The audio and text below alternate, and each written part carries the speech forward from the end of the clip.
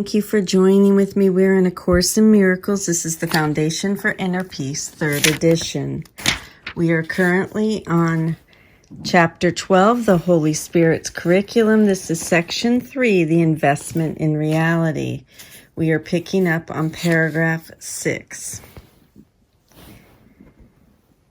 To identify with the ego is to attack yourself and make yourself poor. That is why everyone who identifies with the ego feels deprived. What he experiences then is depression or anger because what he did was to exchange self-love for self-hate, making him afraid of himself. He does not realize this. Even if he is fully aware of anxiety, he does not perceive its source as his own ego identification. And he always tries to handle it by making some sort of insane arrangement with the world. He always perceives this world as outside himself, for this is crucial to his adjustment. He does not realize that he makes this world, for there is no world outside of him. If only the loving thoughts of God's Son are the world's reality, the real world must be in his mind. His insane thoughts, too, must be in his mind, but an internal conflict of this magnitude he cannot tolerate. A split mind is endangered, and the recognition that it encompasses completely opposed thoughts within itself is intolerable. Therefore, the mind projects the split, not the reality. Everything you perceive as the outside world is merely your attempt to maintain your ego identification, for everyone believes that identification is salvation. Yet consider what has happened, for thoughts do have consequences to the thinker. You have become at odds with the world as you perceive it because you think it is antagonistic to you. This is a necessary consequence of what you have done. You have projected outward what is antagonistic to what is inward, and therefore you would have to perceive it this way. That is why you must realize that your hatred is in your mind and not outside it before you can get rid of it. And why you must get rid of it before you can perceive the world as it really is.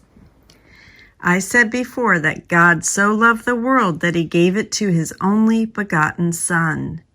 God does love the real world, and those who perceive its reality cannot see the world of death. For death is not of the real world in which everything reflects the eternal.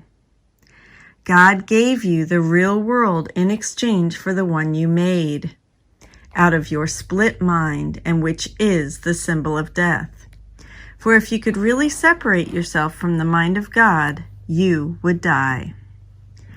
The world you perceive is a world of separation. Perhaps you are willing to accept even death to deny your Father. Yet he would not have it so, and so it is not so. You still cannot will against him, and that is why you have no control over the world you made. It is not a world of will because it is governed by the desire to be unlike God, and this desire is not will.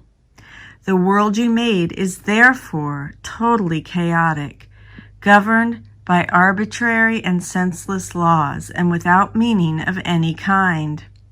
For it is made out of what you do not want, projected from your mind because you are afraid of it.